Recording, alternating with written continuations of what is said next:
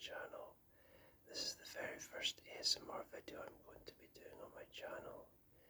So the book I'm going to be reading is The Battle of Bannockburn, Battle for a Nation.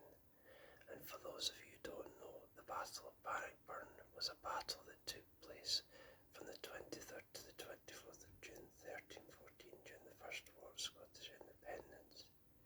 It was between Scottish forces led by Robert the Bruce against English forces led by King Edward II.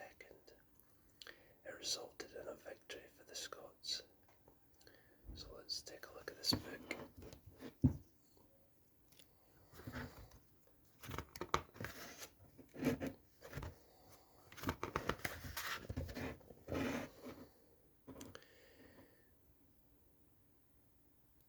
King Robert, when he heard say that Englishmen in such array and in such great quantity here were coming to the land in haste, got to me, his men summoned generally, and then came all willingly to the Torwood from John Barbour's epic poem The Bruce, composed in the 1370s.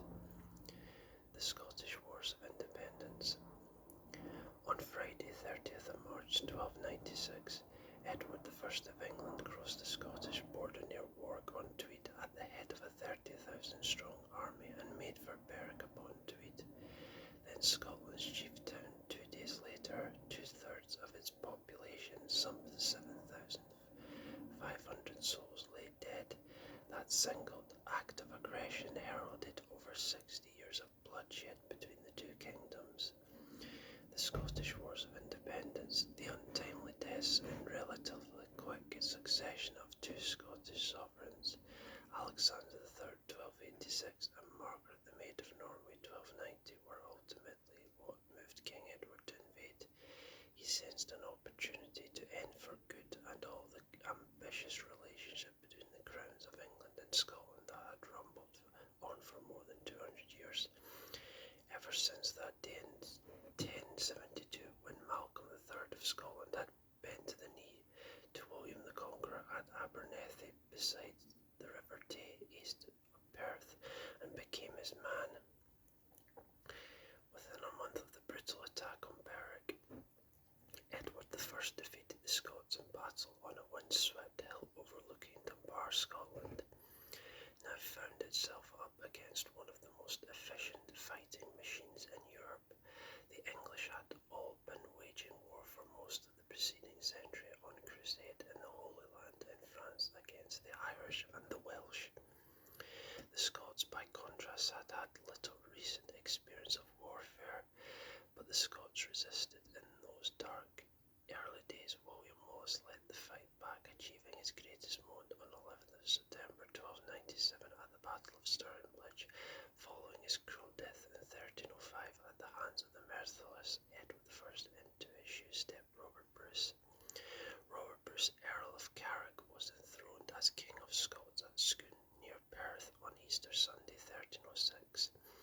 Within 3 months and almost within sight of the Moot Hill on which he had been acclaimed by his people, he was very nearly captured by Edward's leading henchman in Scotland, Sir Amir de Valence, Earl of Pembroke, whilst planning an assault on the town of Perth. All that coming winter and well into the following spring, Bruce disappeared into the ether, during which time he had his famous encounter with that spider in a cave. When he re-emerged, he exacted immediate revenge on Pembroke, routing his cavalry at Loudon Hill, Ayrshire, in April 1307. From Loudon Hill, Bruce's star was in the ascendant. His luck was in almost immediately. On 7th of July 1307, Edward I hammered the Scots, and Bruce's would-be nemesis breathed his last beside the Solway Firth, preparing yet again to invade Scotland. Bruce doubtless breathed a huge sigh of relief on hearing that.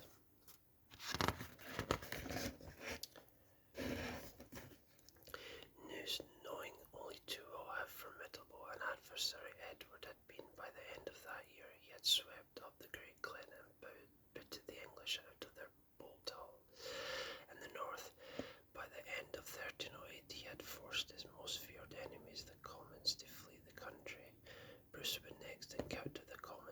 battlefield of Bannockburn. So strong was the tide running in Bruce's favour that by March 1309 he was proceeding over his first parliament at St Andrews in the heart of his realm. Now only Lothian lay beyond his reach. Not for much longer, even as parliament was in session, Bruce had begun to address the Lothian question. His answer, a powerful combination of the mailed fist and blackmail, by 1311 an impressive list of Lothian landowners, had entered Bruce's peace, none more valuable than Sir Robert de Keith, Mareschal of Scotland. Keith would play a vital role for Bruce on the battlefield of Bannockburn. Thereafter, Bruce took the fight to the English. Soon the good folk of the northern counties of England were discovering for themselves what Bruce meant when he talked about defending himself with the longest stick he had. Time and time again the Scots crossed the border to burn and pillage, or to extort blackmail. The raids did far more than quench the thirst for revenge. They replenished Bruce's near-empty war chest. Meanwhile, Edward II, son of the great Edward I, had very difficult troubles, most of his own making. Almost from his first day on the throne, Edward courted trouble. He ignored his late father's wishes that his bones be carried on campaign against the Scots, and instead had them packed off back to London. And although he himself summoned up the courage to enter Scotland that summer, he only made it as far as Cumnock in Ayrshire before turning round and heading for home. Edward didn't abandon his father's ambition of bringing Scotland to heel, though he continued to ensure that the English garrisons holed up in their Scottish castles were well supplied, so long as they held on to them, of course, and he did what he could to support those Scots continued to rebel against Bruce. He even mounted another invasion over the winter of 1310-11, on this occasion reaching as far as Renfrew on the Clyde.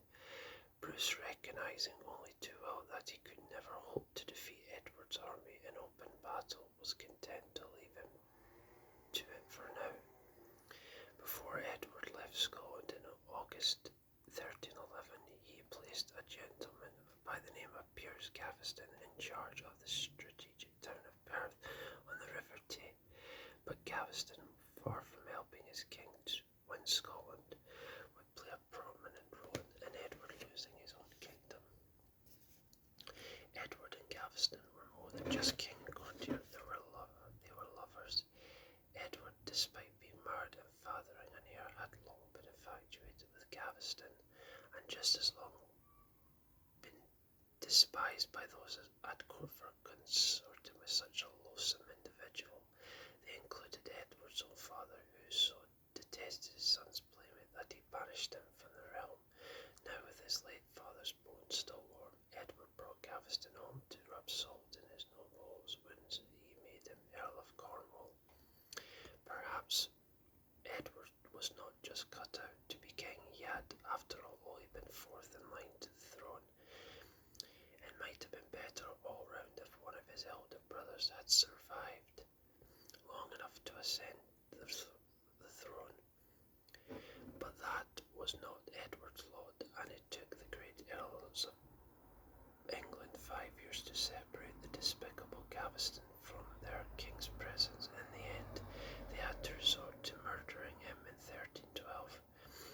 Edward would soon regret falling foul of the man behind the plot, the powerful Earl of Lancaster, when he began to fundraise for Bannockburn.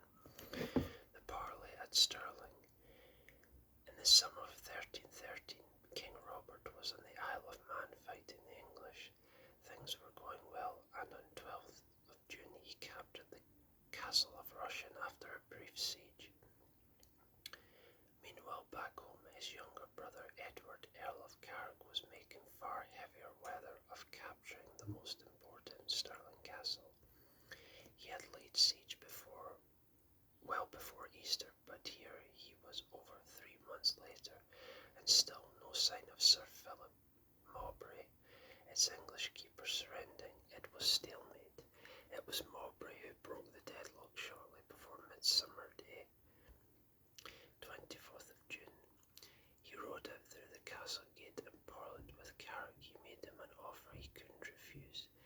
Carrick would lift the siege, Mowbray would undertake to keep his men in the castle, and if by Midsummer Day 1314 no English army had advanced to within the league, that is 3 miles of the castle, then Mowbray would surrender unconditionally. The offer was certainly tempting. Rather than continue idling away their time in siege, Carrick and his men would be free to serve King Robert's cause more productively elsewhere, and so Carrick accepted Mowbray's offer. It only remained for their respective sovereigns to be informed. Carrick dispatched messages to man while Mowbray hastened south to England. When King Robert I and King Edward II received the news, each knew instinctively what that stern